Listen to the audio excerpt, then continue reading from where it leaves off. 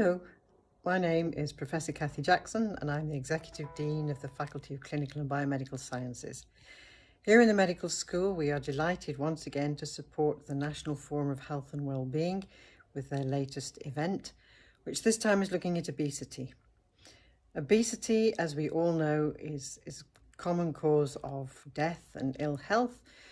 But I guess that having been through the COVID pandemic and being still in the COVID pandemic, we're all very, very aware of the adverse effects that obesity has had on the outcomes of people who are infected with COVID. Not only that, but many of us who have been in lockdown have perhaps gained a few pounds during the lockdown time.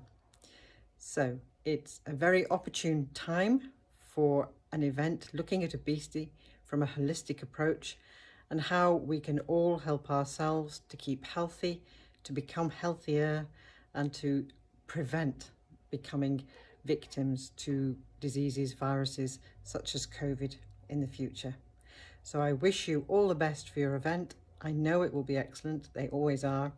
And as always, the medical school is very happy to support this event. Enjoy. Good afternoon and very warm welcome to all those who have been able to join us. The National Health Services continues to face a challenge of increasing incidence of obesity both in adults and children. As there is no magic treatment that suits everyone, this seminar will provide a menu of various strategies to tackle obesity. I'm sure you will find it useful, and together we can find solutions to prevent and treat obesity, which can otherwise lead to several chronic conditions, including cancer. We can play our part as a community by changing our lifestyle, and the government can take care of issues related to food industries, housing, employment, and health inequalities. I would like to convey my sincere thanks to all the speakers who have contributed to this seminar, and in particular to Dr. Rajiv Gupta for coordinating this event. I will hand over this now to Rajiv, and I trust that you will find it interesting and enjoyable. Overweight or obesity is associated with increased risk of high blood pressure, heart disease, diabetes, stroke, liver diseases, respiratory diseases, etc. And I have come to know that there are around 12 types of cancers which are associated with obesity, and this all is from the national statistics and the government documents and the even government websites. Now, all of you know the impact of obesity on the mental health, including the low self-esteem, depression, bullying, harassment, etc. And the all situation has become worse during the COVID pandemic. And I am quite surprised to know that there are a lot of people who are sharing the recipes, and that stimulate and actually the biological desire for food is increased by sharing the food and food recipes, which has increased during this time. Now, there is not one thing that would work for all, and it is an increasing pressure on the NHS to provide the care. However, medicine alone cannot help. So I'm delighted that during this seminar we have actually taken a holistic approach. So it's not just the medicine or the drug treatment or the prevention that works, but also in the worst scenario you need to go for bariatric surgery. However, there are a lot of different varieties which can be used, and that include dietary intervention, and there is a keto diet, and there is a variety of other diets. There is intermittent fasting, which some of our people have used, and they are sharing their experience and their journey during the rest of the discourse. And also there is hypnotherapy, which is programming the mind to do the things differently and reduce the appetite and increase the activity or exercise, which ultimately is sum total like a bank balance, reducing the fat balance in the body. Now, there are some techniques in yoga which is a complete natural thing, and that also has some asanas and some activities and even some breathing exercises that actually reduce the weight, which will be here from some of our speakers, as well as from the Ayurveda. There are different techniques which are used, and I'm quite glad that there are special programs, 30-day programs, and some other research which will hear in addition to the fundamentals of the how the body mechanism and the metabolism affect the development of obesity, and also how we can manage it. So let's just join our rest of the speakers. I am sure you will find it very interesting and enjoying. As you all know, obesity has become a major public health issue in the past 3 to 4 decades all over the world. It affects about 25 to 35% of adult individuals in the developed countries. Even in the developing countries, this has become a major health issue in the recent years. The complications of obesity can be divided into metabolic complications and non-metabolic complications, as you can see from the list. This diagram shows the schematic representation of complications of obesity in the different organs. For example, in the head, it can raise the pressure within the cranial cavity, causing idiopathic intracranial hypertension. It can also lead on to stroke and cataracts. In the lungs, it causes abnormality of the lung functions, obstructive sleep apnea, and hypoventilation. In the liver, obesity may be associated with fatty liver disease, steatosis, and cirrhosis or hardening of the liver. In the gallbladder, it causes gallstone formation, which may lead on to acute pancreatitis. In the heart, obesity can result in coronary artery disease that can lead on to heart attack. In the genital system, obesity may be associated with infertility, both in females and males. In females, for example, it causes abnormalities in menstrual cycles, polycystic ovary syndrome, and infertility, whereas in males, it causes hypogonadism and infertility. Obesity may be associated with metabolic complications such as diabetes, dyslipidemia, and hypertension. Obesity is also associated with a lot of cancers such as cancer of the breast, uterus, cervix, colon, esophagus, pancreas, kidney, and prostate. This diagram shows the representation of type 2 diabetes in obese individuals. Obesity is associated with increased nutrient flow, a state of chronic systemic inflammation, and adverse lifestyles also contribute to a low-grade inflammatory state of the fat tissues, along with ethnicity-related modulating factors such as genetic environment, abnormal lifestyles, metabolic factors, socio-cultural factors. All these things causes a low-grade inflammation of the fat tissues. This in turn results in insulin resistance that causes type 2 diabetes mellitus. Obesity is also associated with dyslipidemia, as you can see from the picture, abnormal fat metabolism in the body. You can see insulin is not properly processed in obese individuals, resulting in lysis of the fat cells. This causes increased output of free fatty acids to the liver, which is taken up by the liver, that produces various abnormal lipids such as very low density lipoprotein, low density lipoprotein, and small dense LDL particles. These abnormal lipids causes increased tendency for atherosclerosis or hardening of the arteries and narrowing of the arteries. Obesity is also associated with low level of high density lipoprotein, the protective fat in the body, and that also adds on to adverse lipid profile in obese individuals. This diagram shows the relationship between obesity and fatty liver disease. You can see in a normal individual, there's a balance between the fatty acid intake and fatty acid output. Whereas in obese individuals, there's increased dietary fat, increased lysis of adipose tissue. All these factors causes increased free fatty acid uptake by the liver, increased synthesis and storage. Increased storage of fatty tissues in the liver causes a low-grade inflammatory state resulting in steatosis and steatohepatitis. This later leads on to hardening of the liver or cirrhosis of the liver. Cirrhosis is a major risk factor for liver cancers. This picture shows the relationship between obesity and gallbladder disease. You can see gallstone formation within the gallbladder, which may slip into the duct of the liver, causing acute cholecystitis or inflammation of the gallbladder. The stone, if it is slipping into the pancreas, it can cause acute pancreatitis.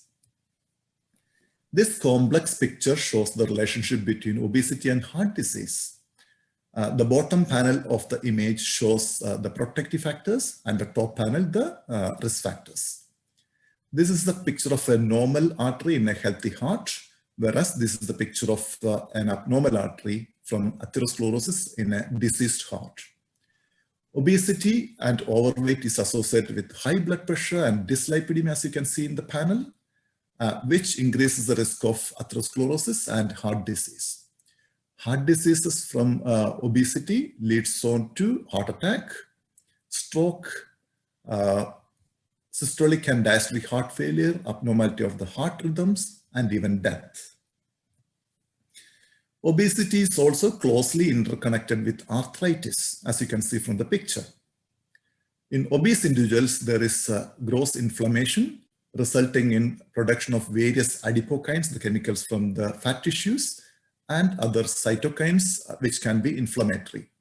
These chemicals, along with increased loading on the joints, causes destruction of the joint cartilage, in turn resulting in osteoarthritis of the joints. This picture shows the relationship between obesity and sleep apnea. In obese individuals, there is increased fat tissue in the throat that blocks the air passages when they go into the deeper stages of sleep, causing obstructive sleep apnea. And there is increased amount of fat tissue in the tummy, which presses the diaphragm between the tummy and the chest, causing underventilation of the lungs. This also causes worsening of the lung function. This complex picture shows the interrelationship between obesity and cancers. You can see in a normal individuals, there is less amount of adipose tissue, and in obese individuals, there is hypertrophy of the adipocytes. This hypertrophic adipocytes produce a lot of chemicals and hormones that in turn causes insulin resistance. Insulin resistance results in production of a lot of insulin, which is a stimulatory factor for growth everywhere in the body, and that may lead on to cancer. This picture shows the connection between obesity and infertility, both in females and males. In females, for example, you can see insulin resistance from obesity results in hyperglycemia or increased amount of glucose in the blood, which causes increased insulin secretion. This increased insulin secretion may disturb the pituitary gland, the master gland in the brain. Increased insulin production also changes the liver function, reducing the amount of sex hormone binding globulin production, which in turn increase the androgen levels or the male hormones in females. These androgens are converted to estrogens later, which causes abnormality of the pituitary, resulting in reduced amount of follicle stimulating hormone and increased amount of luteinizing hormone, which in turn produces the state of polycystic ovary syndrome, resulting in reduced amount of egg production and infertility in females. This complex picture shows the interrelationship between obesity and male infertility. You can see the normal fat tissue in a healthy individual, which produces a hormone called leptin that stimulates the hypothalamus to produce another chemical called kisspeptin. This kisspeptin controls the hypothalamic gonadotropin releasing hormone output, which controls the pituitary gland to produce normal stimulating factors called luteinizing hormone and follicle stimulating hormone. These hormones control the regulation of testosterone production in the male gonads. Whereas in obese individuals, you can see the hypertrophic adipose tissue produces a lot of chemicals and hormones that disturbs the hypothalamic function, reducing the kisspeptin levels. This in turn reduces the gonadotropin release hormone output from the hypothalamus, disturbing the pituitary function and reducing the sperm production as well as testosterone, causing male infertility. Overall, as described in the previous slides, obesity results in a lot of systemic complications and even death. Therefore, we have to take every step to prevent obesity and lead a healthy lifestyle. Thank you. According to Ayurveda, the obesity can be caused due to the aggravation of Kapha dosha, the dosha which is present in our body, which is one among the three doshas, Vata, Pitta, Kapha. So the Kapha dosha aggravation due to the activities which we are doing, the food which we are taking, all these things increases the Kapha dosha in the body. So this one will increases the obesity. It increases body weight. Genetic factors. Obesity is also considered as one among the genetic disorder which is transmitting from the families. That means the parents, if they are obese, there are chances to get obesity in the children as well. And also psychological factors. In psychological factors, mainly the stress. People, they are working in different environments and they are getting a lot of stress from the work, from the society, from the family. Then they become stressed, then it increases the anger, sometimes it increases the hungry. So the people start taking food to reduce their tension. They are following excessive intake of food, so it will cause some kind of obesity. Environmental factors, uncontrollable eating, our lifestyle, lack of physical exercise and other activities, which is causing obesity. Ayurveda follows a holistic method to treat obesity, which includes assessment of patient's mind, body, soul, etc. things, and also natural remedies which are related with the body type. It is not the prakriti of the person. There are a lot of Ayurvedic methods, Ayurvedic treatment methods to reduce the weight, to maintain the health and live happily. So today we are going to demonstrate one of our main weight reduction treatment. It is known as Uddhartanam.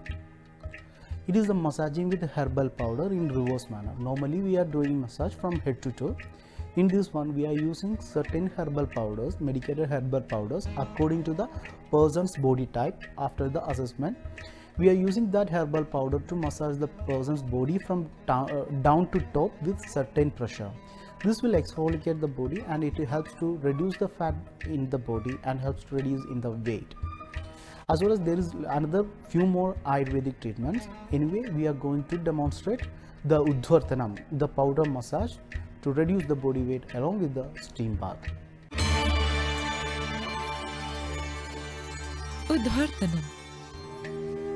Uddhartanam is the herbal power massage for weight reduction. The massage will exfoliate the hair follicles and helps in easy absorption of herbal medicine internally. This massage helps to increase the body temperature, thus it helps to melt the underlying fat molecules fastly.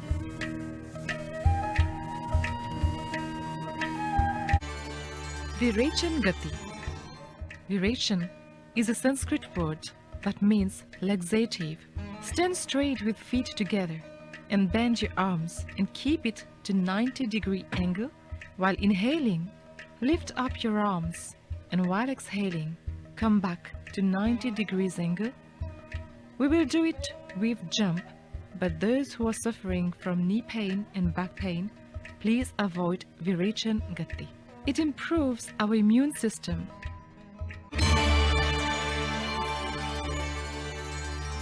Tiryak Tadasana. Tiryak Tadasana means twisting in Tadasana.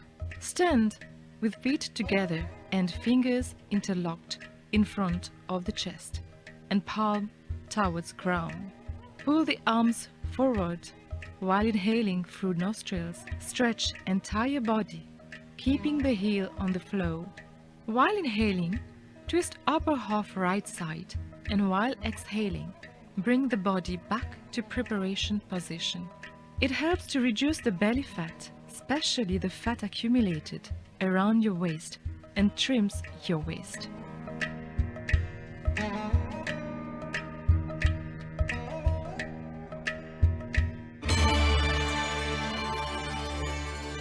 Surya Namaskar.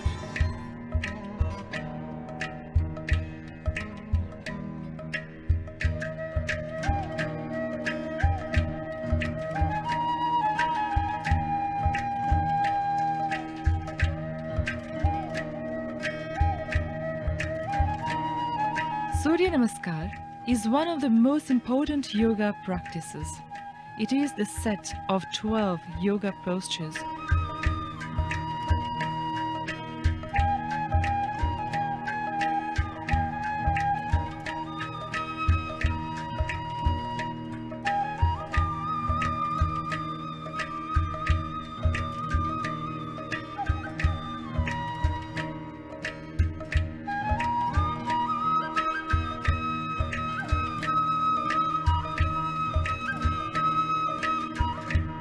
Benefits.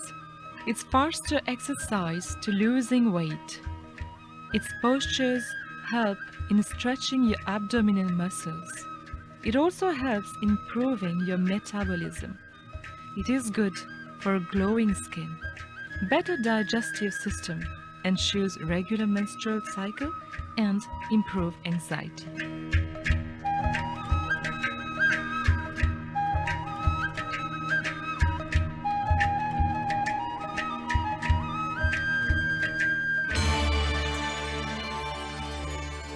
Kapalbhati Pranayam. This is a respiratory exercise for the abdomen and diaphragm. Sit in Padmasana or Sukshasana with Gyan Mudra. While exhaling, your stomach should be inside. Repeat it again and again, involving no effort at all, followed by forceful exhalation again. Repeat 20 to 30 exhalations in one round and exhale deep in final exhalation. This is one round, and a beginner may start with 3 to 5 rounds. Its prime physical benefits are weight, as it works up the respiratory system as well as the abdominal muscles. It helps to reduce sinus problems, stomach problems, and a woman's problem.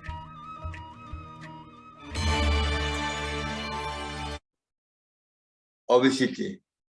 There are 3 main causes of obesity and illness: less physically active, overeating, and unhealthy eating. And last but not the least is the stress, your emotion, your anger, fear, anxiety, depression. First, you have to realize you have the problem. You're obese. So how can you tell you're obese? How do you know you're fat? Well, the simplest one is pinch test. You pinch more than an inch, then you have to lose weight. Next, you measure your hip and your waist. For male, it should be 1. For female, should be 0.8. And medically, we do BMI, body mass index. We take the weight in kilogram, height in meter. And if your weight is 65, height is 1.7, the 65 divided by 1.7 times 1.7, which is 22.5. If you're less than 18, you're underweight. 18 to 25, you're good. Over 25, you're obese. Over 30, very obese, and so on. Severe obesity can shorten people's lifespan by almost 10 to 14 years. And BMI of more than 40, experts believe that extremely obese can increase your health risk, including higher chance of even having cancer, diabetes, heart disease, cardiovascular disease, or stroke. Why should you lose weight? I'll tell you why. When you lose fat, more than 60% of migraine goes away. More than 55% of depression is resolved. Sleep apnea resolved almost 70% just by losing weight. Asthma, more than 80%. Cardiovascular disease, 80% resolved. Hypertension, 50%. Fatty liver, 35% due to inflammation. And 20% liver fibrosis. Metabolic syndrome, almost 80% resolved. Obesity is a link to diabetes, type 2 diabetes, 80% resolved. Polycystic ovarian syndrome, almost 90% resolved. Gout, uric acid, due to uric acid, 70% resolved. When we eat food, it produces uric acid, you have to get rid of it. If kidney can't flush it out, it flows in the blood and gets deposited at your toes, which crystallizes. It's a very painful effect. It's a sign of our first sign of arthritis. And also when you're obese, your knee takes almost 3 times load. So knee pain, 40% resolved if once you lose weight. Also, a lot of people have a UTI, urinary infection, and incontinence due to stress.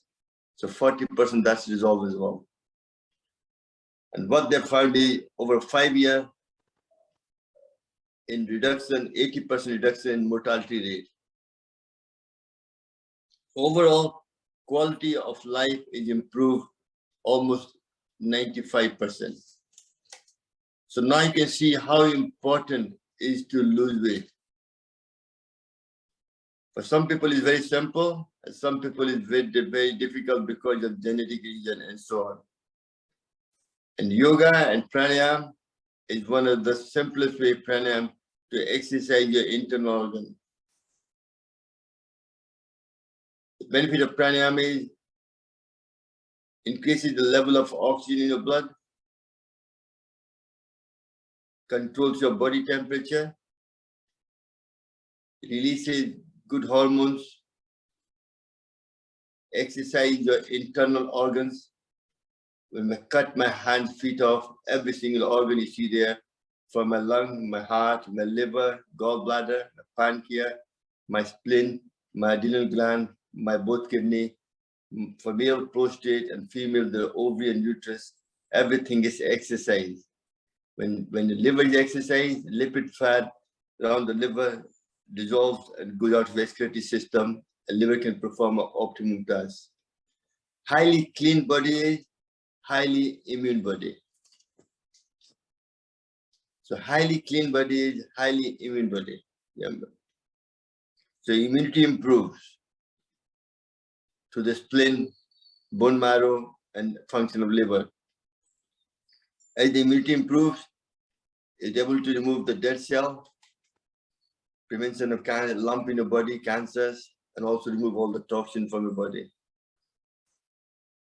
And best of all, it helps to control your emotion, your anger, fear, anxiety, depression, they all come down.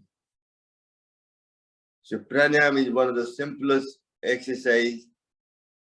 You breathe anyway. Just you have to focus on the breathing. We do different breathing. One is the Bhastrika, deep breathing.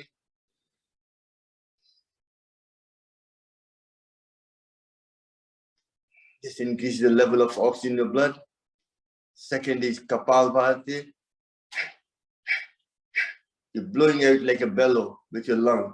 As you breathe out, creates a vacuum, air fills in automatically. You're focusing on breathing out. The one important one for female is Ujjayi, which balances your thyroid gland. Clamp your throat.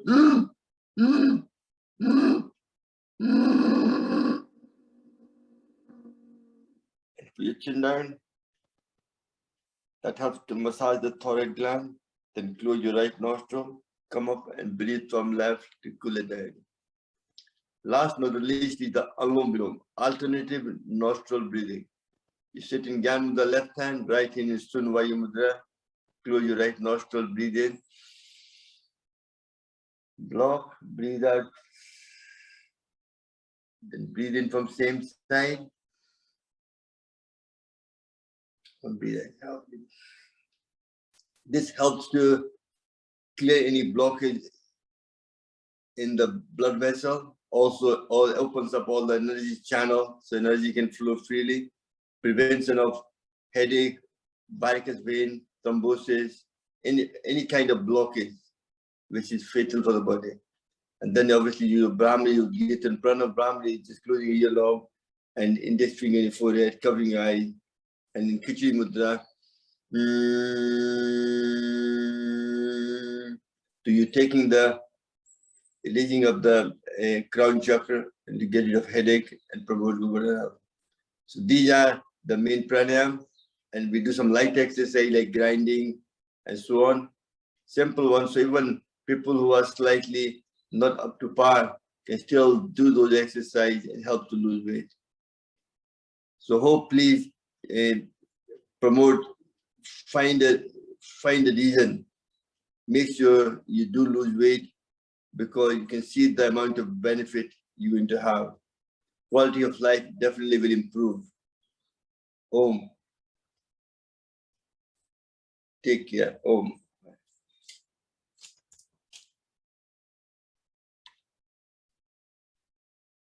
Hare Krishna. Obesity, excessive weight is a worldwide problem. Everyone wants to lose those extra pounds or kilos, but either not able to do so, or if yes, then not in a healthy way. So today we are going to discuss the correct or alternative method to lose weight with our expert Dr. Prachur Agrawal. He is child specialist, nutritionist, and a co-founder of Vedatmana, which is a lifestyle program propagating disease-free and medicine-free life through holistic approach. Doctor, how can we lose weight in a proper way? Whenever one decides to start or embark on his journey of weight loss, he should keep one or two things in mind. First of all, the most important thing is that he should have proper knowledge about his body requirements in terms of calories, proteins, and overall nutrition. And these requirements should be in compatibility to his daily lifestyle or routine also. So what are the basic principles for healthy weight loss? Not just for weight loss, but for anything, there are three basic principles which we need to follow. First is that we should have proper knowledge about how to lose weight, and secondly, we should apply it in a proper way. Most important is to maintain discipline. A lot of people tend to lose weight by one way or the other, but they are unable to maintain it. We should know the reason behind it, because either they don't have the proper knowledge of weight loss, or they are not applying that knowledge in a proper way. That is, the application is not there for that knowledge. But important thing is that not only having a knowledge and its application is not the key to success. Discipline is the key to success for weight loss. Doctor, what are the common mistakes people do during their weight loss journey? In one of our researches, we have found out that people who are just focusing on their physical attributes or who are just focusing on weight loss tend to lose focus or lose discipline with the time. This is because they tend to forget that losing weight or following a healthy lifestyle is not a thing of a day or two, but it is a lifelong journey. I can say for sure, if we can find something which can keep us focused and disciplined, that will help us not only lose weight but also will help us maintain it for always. And above all these things, the discipline and the focus will help us prevent ourselves from chronic diseases. As in Bhagavad Gita, Lord Krishna says that conditioned mind is our biggest friend and an unconditioned mind is our biggest enemy. The conditioned mind is a seed to discipline. So what exactly is conditioned mind and unconditioned mind, and how it is going to help us in lose weight? Conditioned mind means mind which has control over five senses and which in itself is being controlled by our inner consciousness or spirit soul. The spirit soul is a part of much bigger thing which is God or Krishna, and the more we distance ourselves from God, more we tend to lose focus and discipline in our life. So, doctor, what is the best way you recommend for weight loss and stay healthy? Well, I recommend, like I do for myself, I follow a definite specific routine. I follow Vidapana routine.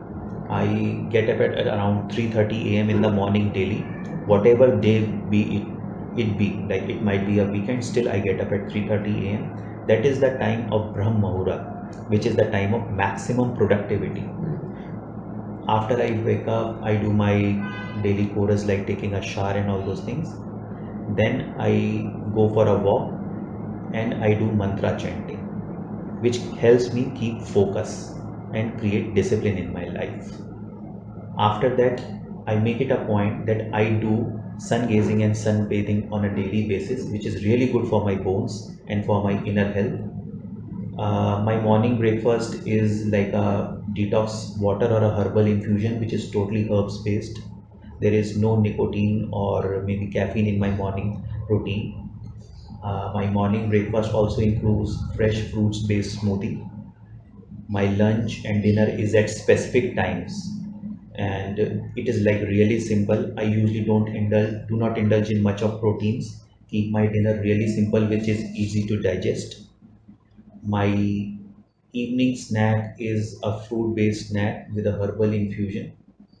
The most two important things which I try to follow is that I try not to use any social media platform after 8 p.m. in the night time, and I close my day by 9 p.m.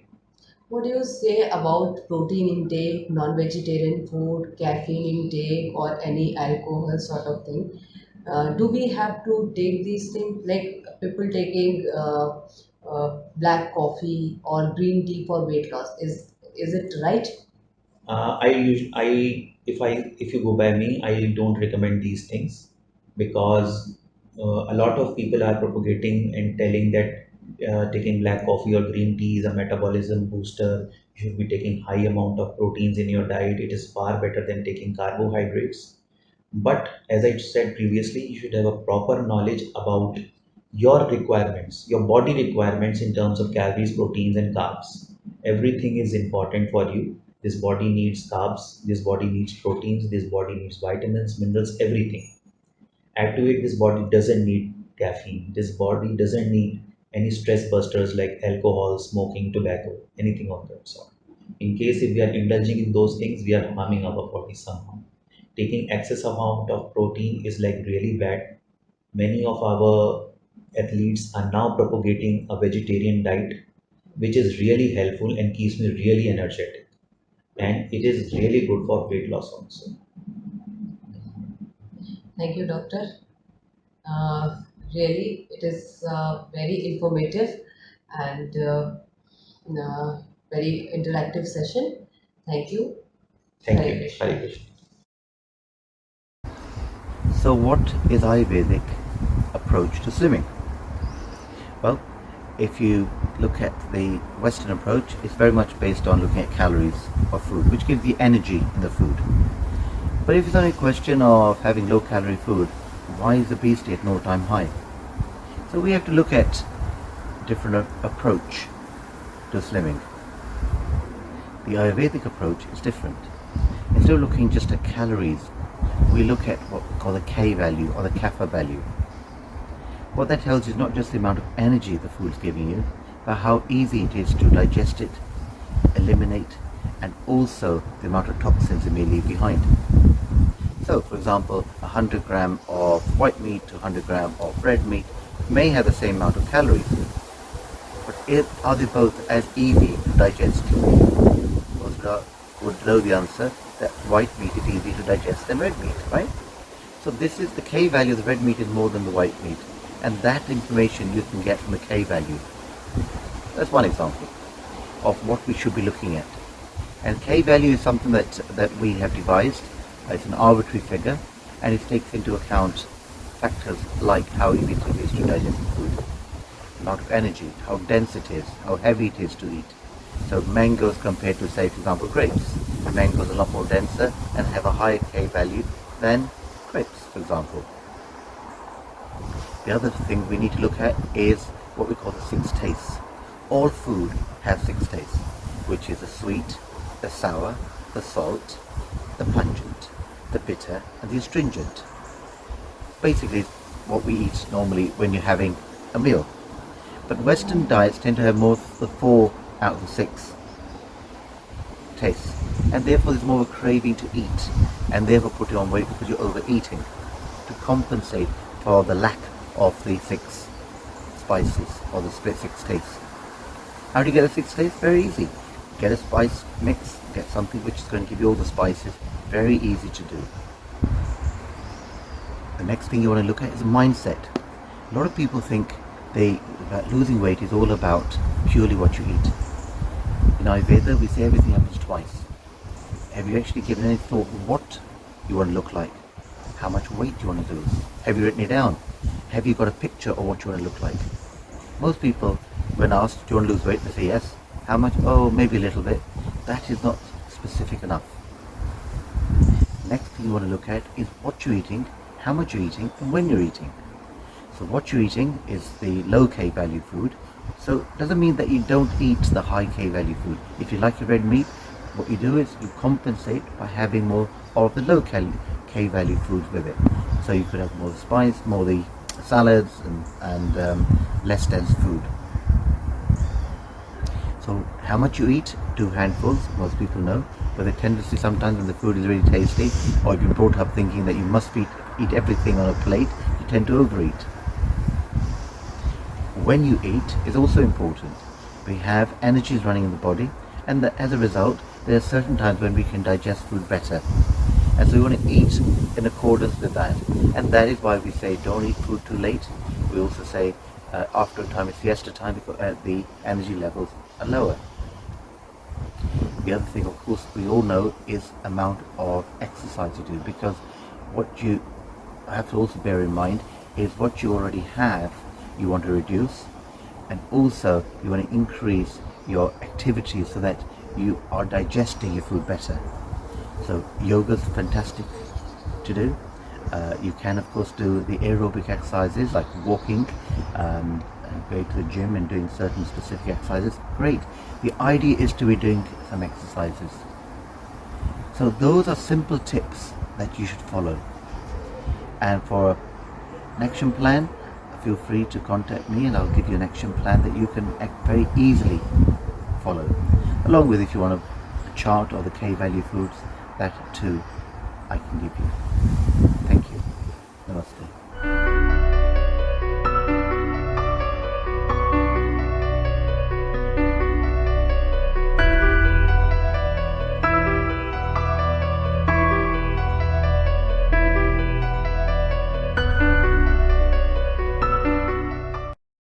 Hello, I'm Julia Burrows. I'm the Director of Public Health for Barnsley Council, and I want to thank Dr. Gupta for inviting me to give a public health perspective to the conference. So I'm going to make a couple of observations and then I'm going to pass over to Christus, who will give you an overview of our approach to food and healthy weight here at Barnsley Council. We're not intending to show you a whole raft of graphs showing you how obesity is getting worse, rising health and cost burden. I'm sure everyone at the conference is well aware of the huge challenge we all face. And looking at the conference programme for today, I'm sure the event is not intended just to describe the problem, but actually to start thinking about what we can do about it. So with that in mind, my first point is about shifting the paradigm in how we see obesity. So it's constantly framed as the cause of this or that, morbidity, mortality, the pressure on health and care services, the rising costs to society, and so on. And what comes with that framing, of course, is victim blaming on a huge scale. So I prefer to describe obesity as a symptom rather than a cause. It's a symptom of enduring and worsening health inequalities. Environments where by default it is easier, even normal, to be overweight. It can be the social, physical, economic or genetic environment that means some people are more likely than others to be overweight, and blaming them just compounds the physical and mental health problems that are associated with it. And language of lifestyle choice doesn't help. I saw a comment on Twitter recently about how we spend so much time trying to change the behaviour of the poorest and the least powerful in society rather than the rich and the powerful, including those corporations that act as a commercial determinant of ill health, profiting from making people unhealthy, or those who have the political power to regulate to create a healthier environment, but often choose instead to emphasise personal responsibility. I first had the pleasure of meeting Dr. Gupta when we both served on a NICE committee looking at lifestyle weight management programmes for childhood obesity. And years later, my take-home reflection from that experience is the realisation that we invest so much time and thought about effective interventions for individuals, yet it barely makes a dent into the wider problem.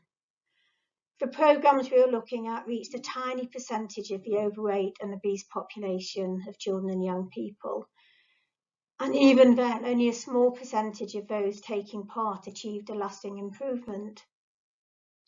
I mean, having said that, I absolutely acknowledge that weight management support interventions, up to and including bariatric surgery, have a crucial role to play to reduce harm and to improve health for individuals. And conferences like this one today provide a really valuable forum for exploring and sharing good practice. But it will be no surprise to you that as a public health specialist, I am stressing the importance of investing in approaches that work at a population level. Individual level solutions are important to individuals, but given the scale of the issue, they're a bit like trying to drain a toxic lake 1 teaspoon at a time. Every teaspoon removed is valuable, and finding bigger containers to remove bigger volumes will help. But if we can't stop the flow of water into the lake altogether, we will always be fighting a losing battle. So I'll now pass over to Christos, who will talk about some of the work we're doing in local government that aims at least to reduce the flow of water into that lake. Thank you, Julia, and again, thank you to for inviting us to speak today at this conference and share our views on tackling obesity. As Julia has explained, and as I'm sure you all know, obesity is an incredibly complex disease, both in its cause, its treatment, and in its prevention. And that's evidenced nationally, regionally, and locally in Barnsley, as 2/3 of our adult population across the borough are either overweight or obese. Julia mentioned about individual interventions, and indeed we do have those in Barnsley through our Tier 2 and Tier 3 weight management services. Furthermore, we encourage people to be healthier, to eat more fibre, eat less sugar, do more exercise, but this doesn't really work very well or induce a lasting change in behaviour. More so, what we can do from a local authority public health perspective is to look at our wider environment, look at Barnsley, identify and restrict which streams are feeding and flowing into that lake of obesity, whilst simultaneously enabling and increasing the flow of things that might actually help people to make those healthy changes and achieve and maintain a healthy weight. So over the next 3 slides, I'm going to provide a very brief snapshot of 3 things that we're working towards in Barnsley to help tackle obesity. And the first one is on the current slide, and it's all about making a visual change to our environment through the introduction of a healthier food advertising policy. So before we even decide what to eat, when to eat, or even how much to eat, the chances are that we've already been subconsciously influenced by mass marketing. We're constantly bombarded with advertising for unhealthy food on social media, online and on TV, as well as when we're out and about in public spaces or just walking down the street. Advertising is everywhere and it works. That's why billions of pounds are spent by companies on food advertising every single year. And you'd probably guess correctly that the advertising spend for things like cakes, biscuits and confectionery is around 20 times higher than that for fruit and vegetables. Our government have recently announced a ban on junk food advertising online and before 9 p.m. on TV from 2023, which is a really positive step to take. However, this means that there will likely be a significant shift in the marketing budget allocation of junk food products. And that shift will be away from TV and online advertising and on to less regulated advertising space, such as our streets, our town centre and our outdoor public spaces.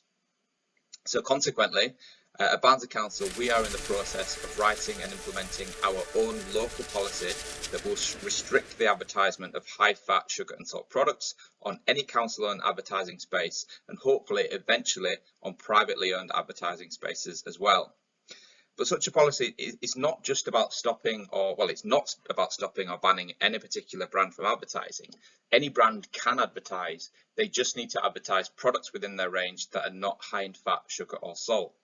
And that may also incentivise manufacturers to actually broaden the range of healthier products within their menus, as well as create more space generally for the advertisement of healthier products. So ultimately, this serves to reduce our residents' exposure to junk food marketing, increase their exposure to healthier products, and almost help to subconsciously create a healthy shift in their purchasing and eating behaviours. So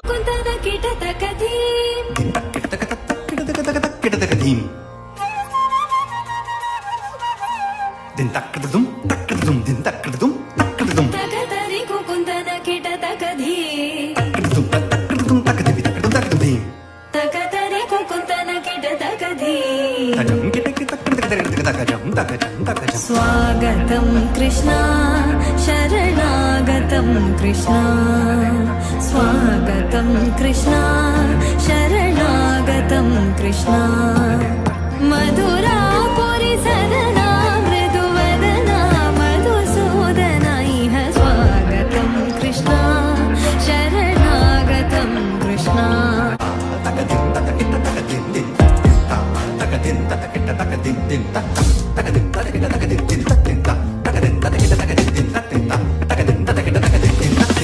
Tajam, kita taka tari kita dum ta, kita taka tari kita dum ta, kita taka tari kita dum ta, taka jam jam, taka teka dunak dim ta, taka teka dunak dim, dunak dim, taka depi taka dunak taka dunak dim ta, tajam taka taka dum tajam taka taka dum tajam taka dum ta.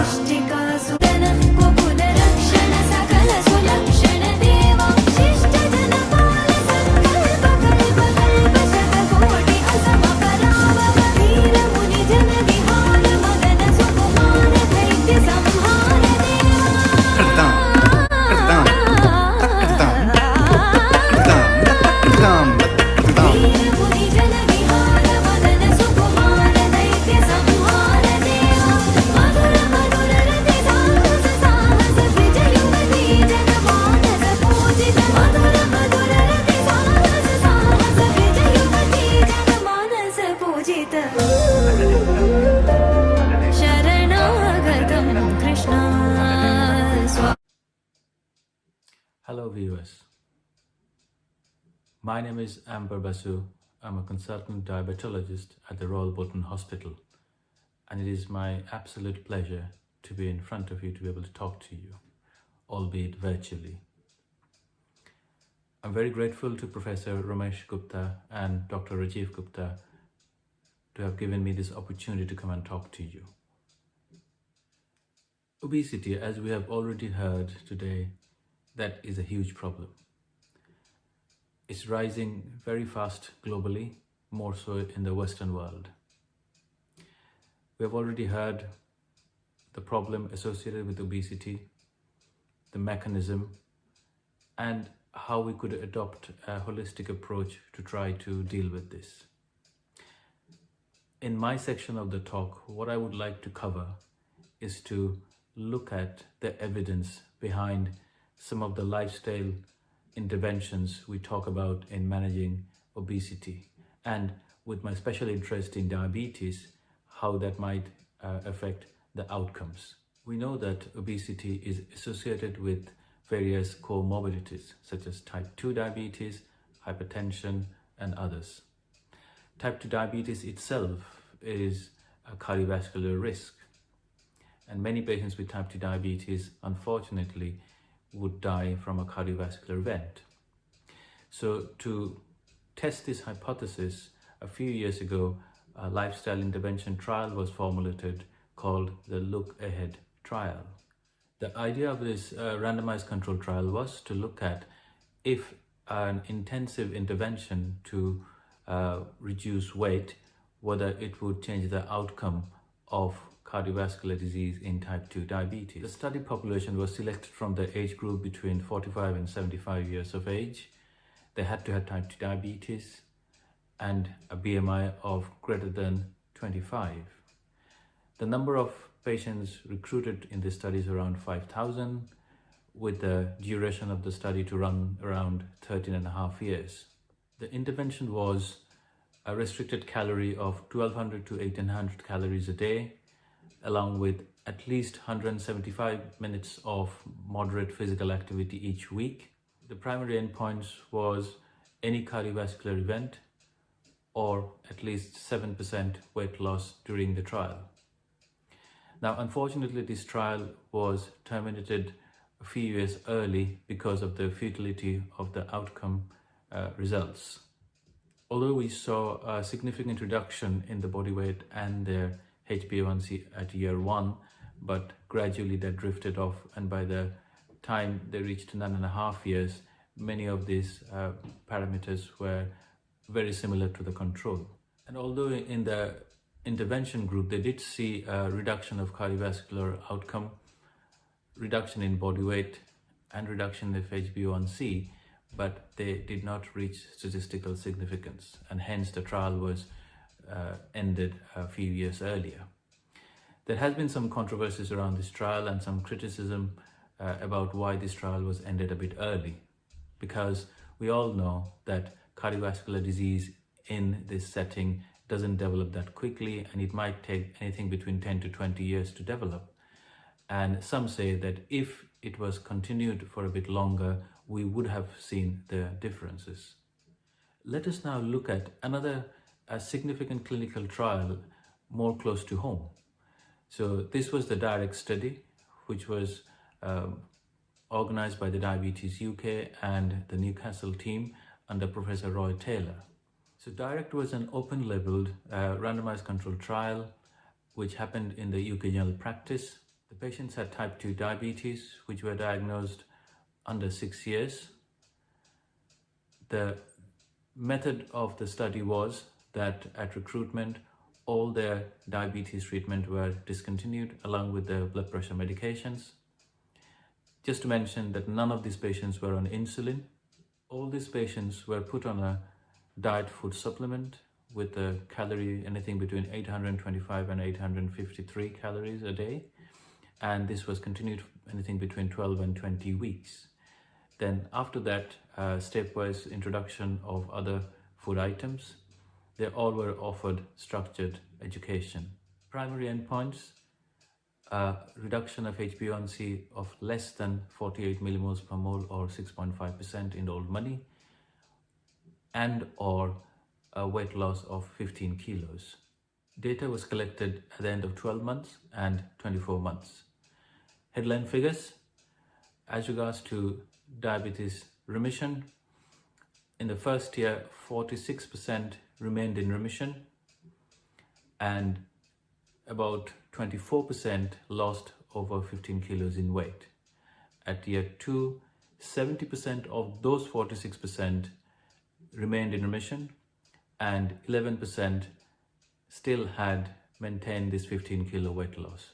So these are no mean feat, and it shows that dietary supplements have got a huge impact in calorie control and reduction in body weight, and thereby helping remission of diabetes. There are other studies which shows similar benefit.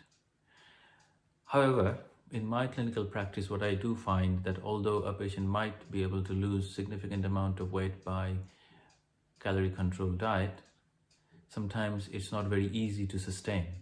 And once the food comes back, the weight comes back. So at this stage, it might be useful to consider pharmacological agents which may help in weight loss. At present, there are 2 medications which are used for weight loss, and I will cover them in my next section of the talk. But I need to reiterate this time and time again that none of these medications should be used on their own. They must accompany lifestyle changes and dietary changes to maintain a healthy weight. The first medication I'm going to talk about briefly is Orlistat, a very old medication, and I think they are now available over the counter as well. So the way Orlistat works is inhibits the absorption of dietary fat. So if a diet is heavy in fat, then that will not be absorbed, and sometimes that will lead to the side effects we talk about this medication. So NICE has approved this, and currently it can be prescribed in patients who have got a BMI over 30 or patients with a BMI over 28 with comorbidities such as type 2 diabetes, hypertension or hyperlipidemia. The common side effects of Orlistat are abdominal pain and diarrhea. The other medication which has been recently approved by NICE is Lyroclutid. Now, Lyroclutid has been used very commonly for many years in type 2 diabetes, but the indication for this is purely for obesity. So in which condition can we use this medication? Anybody with a BMI of over 35 or a BMI of 32.5 in ethnic minorities, along with if they have got evidence of non-diabetic hyperglycemia as defined by an HbA1c between 42 and 47, and they have got increased cardiovascular risk if they have got comorbidities such as hypertension and hyperlipidemia. This needs to be done in secondary care provisions. The aim for this treatment is 5 to 10% of weight loss. Just to remind my viewers that Lyroclutid is a GLP-1 receptor agonist, which is a glucagon-like peptide receptor agonist which stimulates insulin release. The effects of this drug is to reduce appetite, reduced gastric emptying. That means the food stays in the stomach longer and thereby reducing the calorie intake. The common side effects of this drug is nausea and vomiting, but they tend to settle after a couple of weeks of initiating of this medication.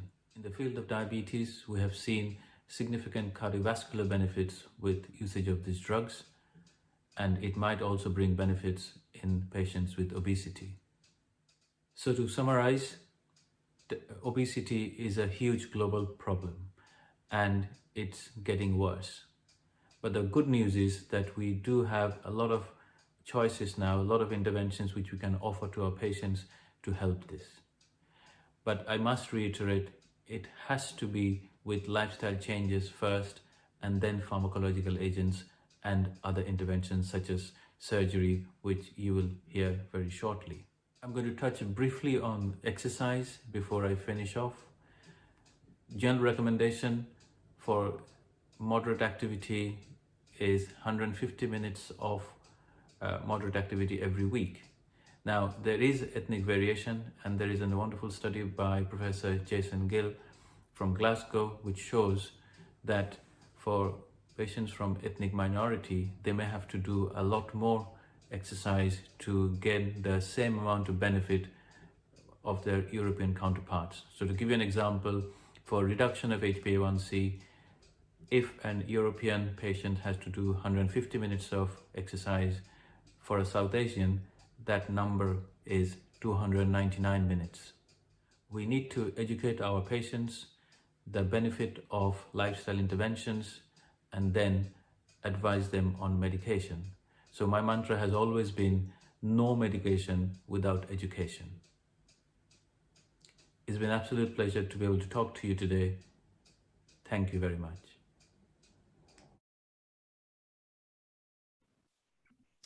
Hello everybody, let's feel fit in 30 days and beyond. I'm Sarah Mills and I'm a health and wellbeing consultant, and I've been working in holistic wellness and the connection between mind, body and skin for overall wellness for more than a decade. And I'm really fortunate to have been working alongside an incredible award-winning organization called Arbonne International, creating plant-based health and wellness principles grounded in science, efficacy and sustainability, with a mission to empower people to flourish with sustainable, healthy living. So nutrition is so crucial for overall well-being because it's all connected. The mind, body and skin, grounded in science, plant-based and developed by experts to just feel more confident in ourselves. This supports weight management, better energy, better sleep and overall well-being. And those objectives are to improve our gut health and boost the nutrients that our body is absorbing. Germs get a bad rap, but it's a fact that microbes are everywhere, including inside our body and on the skin surface. And this combination of good and bad bacteria is called the microbiome. Did you know? No two people have the same profile of microbiome, as in numbers and varieties of species. Secondly, we want to balance blood sugars. And thirdly, remove addictive or allergenic foods from your diet, showing you how to load your body with antioxidants, healthy protein, vitamins and minerals, and how to actually fuel and not just fill your body, which I'm so passionate about. I've been coaching people for more than 6 years on switching to a healthy plant-based diet and using a Feel Fit to 30-day program, having switched myself to a fully plant-based diet after being a vegetarian for more than 30 years.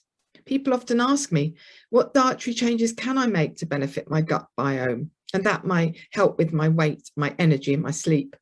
And I answer, eating a plant-based diet instead of an animal-based diet can positively alter the microbial composition as soon as in 1 day.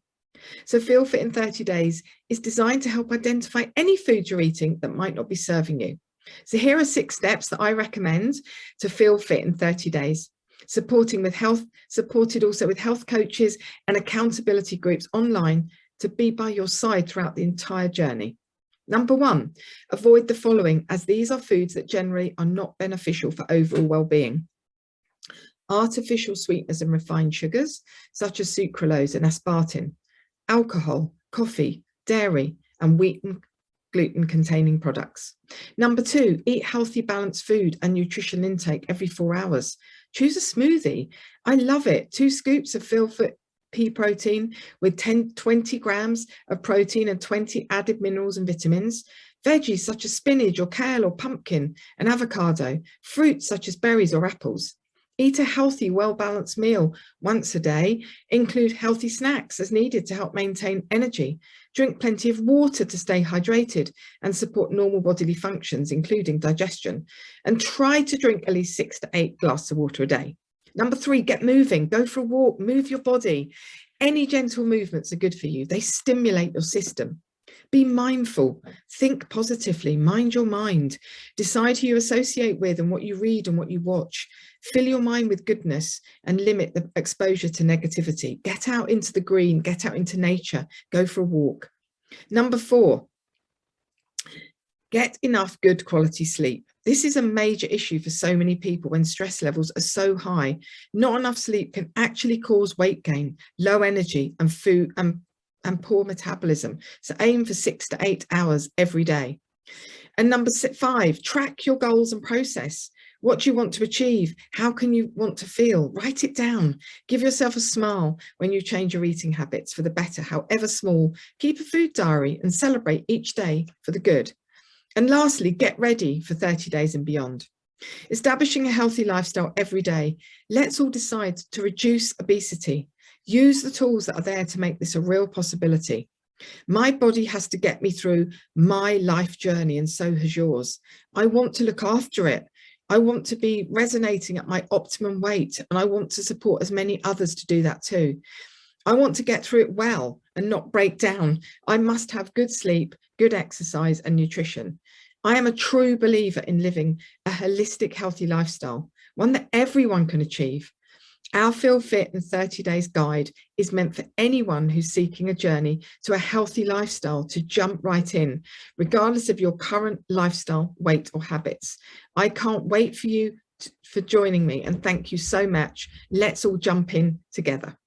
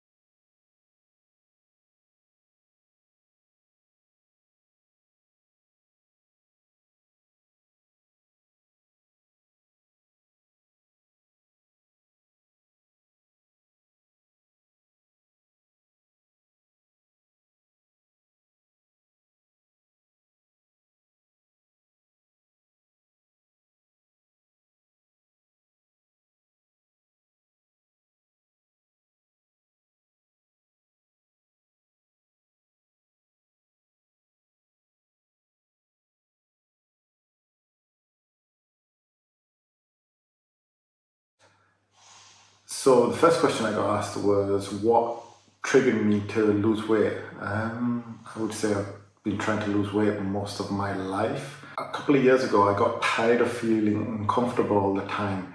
My trousers were tight, my shirts were tight. I found it hard to sit down comfortably at work, mainly because of the tightness of my clothes. So I'd always be moving around. I'd start wearing looser clothes, loose jackets.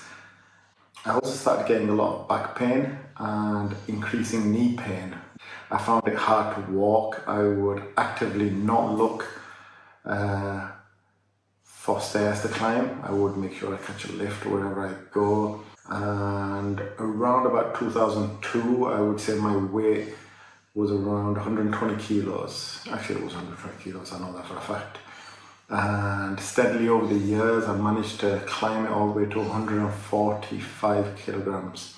That was in 2018, and that's when I realized I needed to make some changes. And over the next 3 years, essentially, I've managed to bring it down from 145 to 116. My main aim is to get to about 100 kilos, so that's actively trying to get it down to 100 kilos. So the first one was Weight Watchers, which basically points, I think everybody knows about it, but I found it too complicated to try and figure out how many points are in food, and also eating a lot of Indian food, it's very hard to figure out how many points are in some foods that we eat. Then I tried this diet by Tim Ferriss, I think it's called the slow carb diet, and I found it too difficult to follow. Another one was the Cambridge diet, and it might have been a variation of that, but it's basically a liquid diet where you had soups and shakes. And that went on for 10 days, but that one started to affect me mentally, and I had some side effects as well. All these techniques that I've talked about worked, but I didn't follow them for more than 1 or 2 months. And after 2 months, you get tired of it and you just give up and say, okay, that's it. And every time you gave up, the weight increased and it went up higher than before. What worked for me was first setting the goal of not putting on any more weight. I'd hit 145 and my first goal was not to increase my weight. And the first thing I did was I started walking, and I would walk a minimum of 4 days a week, and I would try and do around about 2 miles. And I would do that at lunchtime with some work colleagues. So 2 miles takes you about 40 minutes, leaves you 20 minutes for your lunch. So there's ample time to do that, and anybody can do that, even walking slowly, just a little bit of exercise. Then after about a year or so, I started to do weight training, so introducing weights to my exercise regime. At the same time, I found that I was cutting down on some food, but it wasn't anything drastic. But I did lose weight while I was getting more active and also doing weights. Then at the beginning of this year, I started to do intermittent fasting, and intermittent fasting accelerated a lot of my weight loss, and it's made me believe that I could actually lose a lot more weight than I've previously ever done, and it's something I could stick to. So I set my fasting window to around about 7 p.m. starting at night, and I would eat the next day around about 1 p.m. so just after 12 o'clock, and that would give me an 18-hour fasting window. Sometimes if I felt really hungry, I'd bring it down a couple of hours to 11 o'clock, and that was 16 hours, and sometimes push it out to 20 hours. So if I'm going out with some friends, or if I'm going to a restaurant, if I'm going out to somebody's house, then it might get pushed back to 9 p.m. But at a minimum, I set myself that I should fast for 16 hours minimum. Fasting allowed me to watch out for my triggers, and my 2 biggest triggers were eating breakfast. If I ate breakfast, then I would pretty much say that my day is derailed, and I would eat with no comeback later in the day. So not having breakfast means I'm a bit more conscious about what I'm going to have for lunch, and I know it has to be filling. And the other thing is setting the end period around about 7 periods. So, starting my fast at 7 p.m. meant that I'm not allowed to have late snacks. I haven't restricted the food I eat in my non-fasting windows, so I just eat the same food that I used to eat before. So the last bit is a message for the people who are planning weight loss, and I think it is to find something that you can use and fit in your lifestyle. It has to be something that you will stick to and something you won't give up on. For me, fasting worked because it was easy to follow. I didn't have to worry about things like portion control too much. I could have the food I liked. I was careful about not having too much carbs, so I did cut down on the bread and things like that, but you have to do that, otherwise you're not going to lose weight. But the number one message is consistency. You have to be consistent in whatever you do. I've tried other diets, never been consistent, never stuck to them, and that's what's caused me the problem. The apps that I've used to help me along the way are Happy Scale, which kind of like evens out the ups and downs, because your weight can fluctuate about a kilo, maybe sometimes more between 2 days. So it's good to know that the trend line is going down. The other app I use is Fastic, and the other thing that's really helped is having a fitness tracker, whether it's a Fitbit or an Apple Watch or something like that. I've also updated the home screen on my phone to be very, to keep me focused basically, and yeah, so it's always the first thing that's on my mind all the time. Hi, my name is Somesh Thakur. I wanted to tell you a little bit about my experience with the keto diet. Now, when I was much younger, many years ago, I used to eat as much as I wanted to, and I would never put on weight. As I got older, I started thinking that I was just still young, and I kept eating the same amount. Of course, over the years, I started putting on a lot of weight, especially around the center. My belly started growing bigger. It was a bit embarrassing. And I was not really taking time to understand what my body needed. I kept thinking that I can just still continue eating the same amount that I used to eat before. And I never made any changes. And then one fine day, I found out about the keto diet, and I studied up on it. And I started that, but I made a few changes. So I'm going to tell you a little bit about what I did. Okay, so the first thing to understand is what a keto diet is. Basically, our bodies are used to burning carbs for energy. Now, when you are burning carbs, then you're storing fat. The ketogenic diet basically forces your body to switch over from carbs to burning fat. So what happens is your body metabolizes fat as the fuel, and you have to give it more fat, but you're starving your body of carbs. Now you have to be careful because you need to know what your body is like, and if you have things like heart problems or any kind of physical problems that you are under medication for, you have to consult a doctor. In my case, I didn't have anything. So what I did is I started the keto diet, and the first thing I had to do was to cut out carbs. Rather, not cut out completely, because you have carbs in vegetables and proteins, foods as well. But the main thing is to keep your carbs below 40 to 50 grams a day. If you want to go very strict, yes, you can go up to 20 grams even. But I was more like in the range of 30 to 50 grams a day. So how do you do that? Well, I started looking on labels on products that I was buying in the supermarket, making sure that I'm keeping track of my carb intake. So what's happening is, as you give it more fat, your body gets the signal that, hey, this is the fuel for me because there's not enough carbs available, so I switch into ketosis. Now, when it's starting to burn fat, you're giving it things like butter, cheese, oil, fried things. It might sound very crazy, but it actually works. Now, what are the things that my diet would be different during keto? Like, for example, I would stop eating rice, wheat, bread, any kind of starchy food, especially starch fried. That's not good. But you can have eggs if you're non-veg.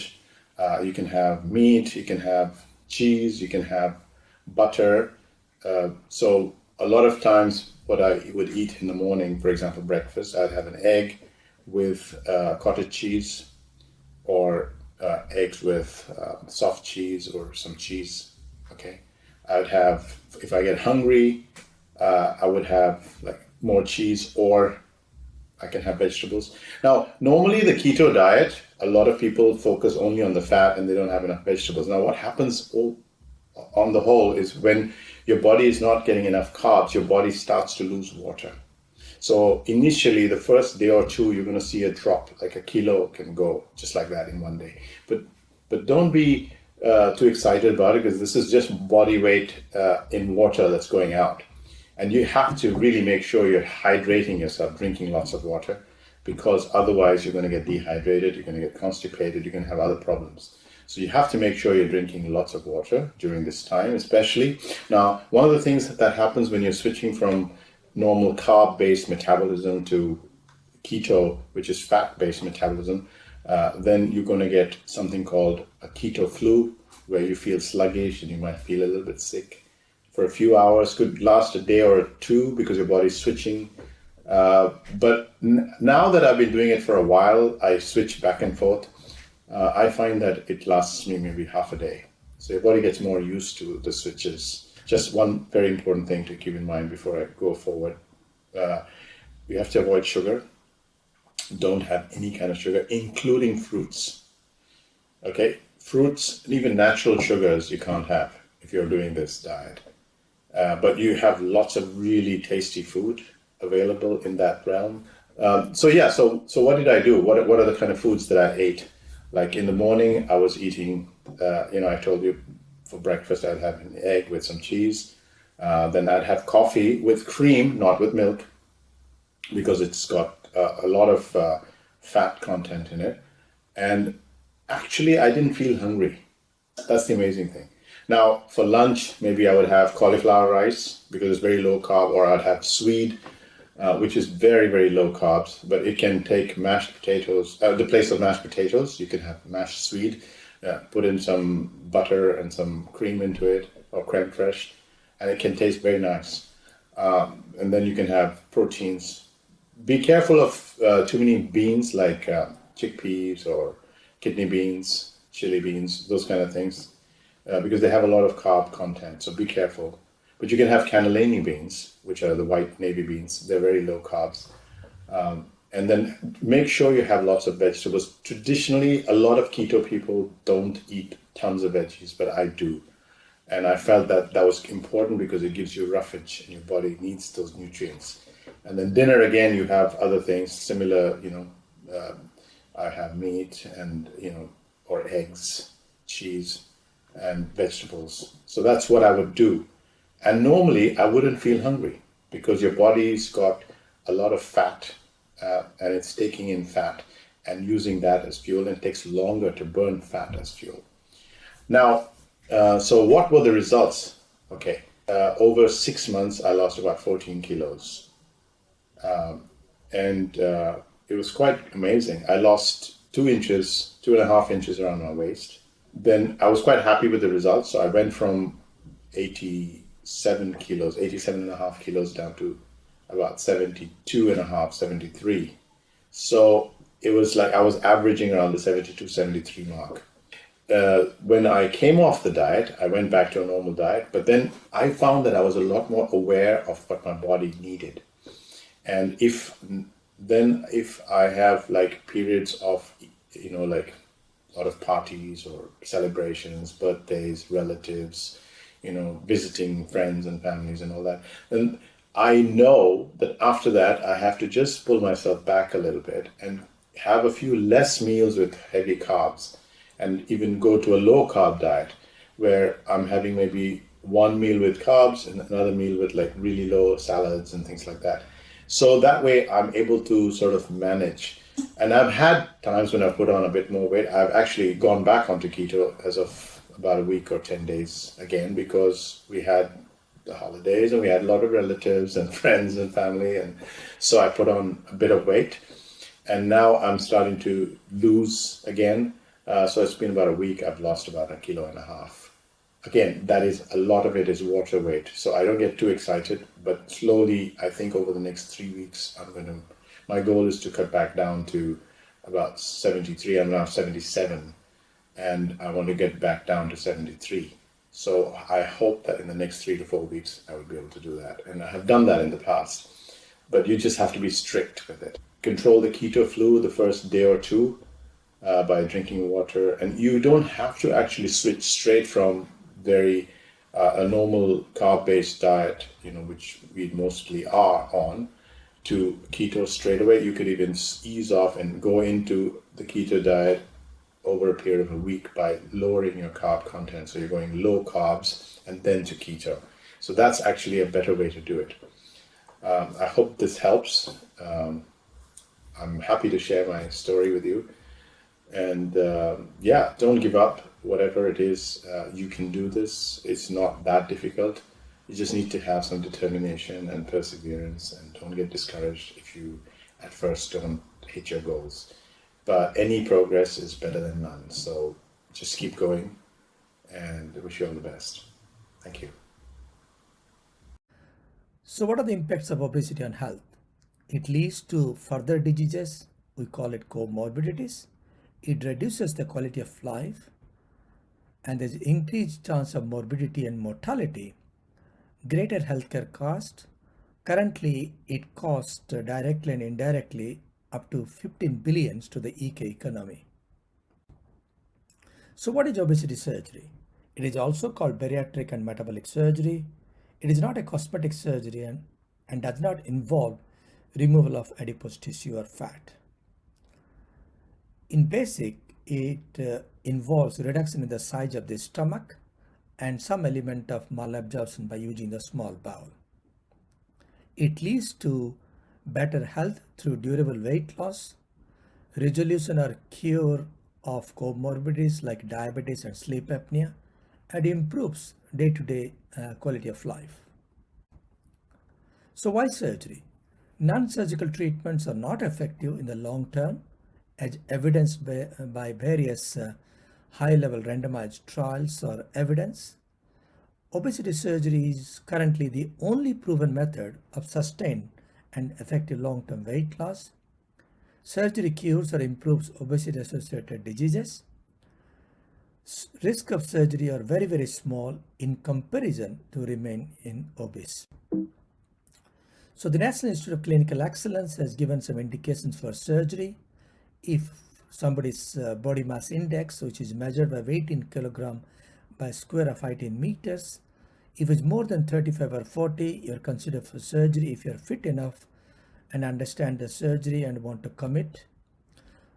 If you're diabetic, then body mass index of more than 30 is also considered for surgery. For Asians, the BMI point is 2.5 less, which is approved by the International Federation of Surgical Obesity. So this is a picture showing a sleeve gastrectomy. You can see the part of the stomach taken out. I will show a video. Most of the surgeries is done by laparoscopic or keyhole surgery. This is a surgery performed. This is on the outer aspect of the stomach. We're using this harmonic scalpel. So what are the complications? The major complications are very, very uncommon, and evidence suggests that the risk to life is very, very low, similar to having a gallbladder surgery, hysterectomy or knee replacement. So this is Lisa who had surgery. You can see how much weight she lost. This is Linda, she had surgery 2017. This is Simon, who was struggling to walk. Now he's enjoying his holidays. And this is Lisa, who was struggling with her weight. Now she can enjoy with her son. Christine is enjoying her sunny day. And Tony, she looks absolutely different. John, who had surgery, who was struggling to walk and climb stairs. Now he's done half a marathon. Not only surgery, we follow them up, we support them. Now the patients who lost weight, they become community champions, and we encourage them to help in the community, and now they motivate other people to move more. So obesity is preventable. We need to follow the principles of adopt new healthy habits, balance your calorie intake, and control weight. However, if medical management fails, surgery is the best and currently the best available evidence and option. Thank you for listening. Everyone, my name is Mark Davis. I'm the partnerships here at Second Nature, and hopefully over the next few minutes I'll be able to give you an understanding of who we are, what we do, and how our product works. So what is Second Nature, I hear you ask? Well, the fastest way to describe it is as a digital weight management program providing high quality health coaching at scale. And the program features and structures have actually been built on the research done by Professor Susan Michie and her colleagues at the Center for Behavior Change at UCL. The Behavior Change Wheel is really the gold standard for designing behavior change interventions. You can see just from the diagram here that the framework lists policy categories on the outer ring, intervention functions on the middle ring, and sources of behavior on the inner ring. And it is this COMB, C-O-M-B model, capability, opportunity, and motivation that actually equals behavior change, and it governs everything we do. We've woven many of these elements into the core of our program to enact behavior change at scale. And the way we do that in a practical sense that is understandable to everyone is concentrating on habits. We help people identify the negative habits in their life and develop personalized strategies to break them and build positive ones in their place. Whether that's getting a better night's sleep or improving their focus at work, we find solutions that make it happen and stick for life. So I've talked a little bit about our approach and the theory behind what we do. In a literal sense, within our smartphone application, we make it happen through 3 distinct channels. Firstly, we have Track, where an individual can follow daily changes in their steps, weight, and sleep. Secondly, we have Support, where every participant has access to a one-to-one chat with their own registered dietitian for 12 weeks. They're also part of a peer group to help motivate them and build a sense of community and team spirit. And lastly, we have Learn, the educational backbone of our program. Individuals learn all about the ways in which to improve their health through daily articles and put it into practice with recipe videos, meal plans, and other features as well. And in terms of the journey that a patient will make, it can also be split into 3 distinct sections. So once they've signed up, they have an opportunity to prepare for the changes they're going to make.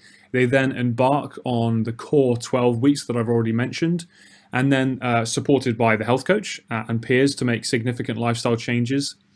From here, they effectively graduate to what we call sustain. So they continue to have health coach support after the 12 weeks, although at a reduced capacity. And this section focuses on embedding the changes through continued practice and access to additional resources, etc. So, analysis of our sustained weight reduction capabilities have been published in 7 journals to date. Users see, on average, a roughly 6% weight reduction over 2 years. And excitingly, we're in the process of publishing 3-year outcomes as well. Just a shame I can't talk about them just yet. Also, very happy to, after this presentation, provide some more granular data on how we perform in various different demographics. For example, BAME communities, men, over 65s, under 65s, all very, very interesting data. For our users living with type 2 diabetes, we've accumulated very promising HbA1c outcomes as well. In a study we ran with Dr. Partha Kar in Portsmouth, we also managed to support 40% of those users in that cohort to reduce their HbA1c to below the diagnostic threshold for type 2 diabetes at 12 months. Bit of a mouthful that. It's effectively diabetes remission, but we weren't actually studying diabetes remission specifically. This is a really exciting research area for us, though, into the future. And the reason we're able to maintain these health outcomes is because we're naturally engaging patients for an exceptionally long period of time. And the naturally is the key word there. We're not forcing patients to do any of this. They're doing it of their own volition. And like I mentioned earlier, after the 12 weeks, we continue to provide patients with additional resources to help embed the changes they've made. And like it says on the slide, 43% of users are engaged at 3 years. So this is really just a market-leading statistic for us and something we're really proud of. So some of you might be thinking, great, what can I do with any of this information? Well, you can actually start referring patients to us right away through the National Digital Weight Management Service, or depending on your location, the National Diabetes Prevention Program. So the Weight Management Service is for individuals with a BMI over 30, or 27.5 for those with those from a BAME background. And the prevention program, as you may already be aware, is for individuals with an HbA1c in the pre-diabetic range. So this is for GPs predominantly, based in the UK, or sorry, based in England. Happy to run through this after this presentation with anyone if they want to reach out. So I can appreciate a lot of what I've gone through may have already gone in one ear and out the other very quickly. You might also be interested to understand how we can work in your local area and how our commissioning actually works. I'm always keen to talk, regardless of the topic. Very, very passionate about this specific area. So feel free to scan the code that you can see on the screen with the little T-Rex in the middle. Just hold your phone up to it with your camera opened, and there should be a web browser link that pops up. Failing that, an old-fashioned email also works to get the ball rolling. So you can see that on the screen as well, mark@secondnature.io, and we can kind of go from there. Thanks very much for your time, and hopefully that was helpful and interesting. Thanks. I believe now you would know that it has been a great day for us. Thank you very much for all people who have attended the seminar and the educational event, which has been international, and we have got several hundred people across the world. In fact, there are several thousand who are logging in from different sites onto our website, onto the YouTube, and on various other methods. And I think it has been a very useful day. I would like to thank all the attendees, all the speakers who have taken time out to give their expert view, their own experience, their own journey, and shared with us. And not only just that, inspired us to do something different in our life and take some steps from here to put into our life to make our life more happy, more healthy, and more meaningful. Thank you very much. Bye for now.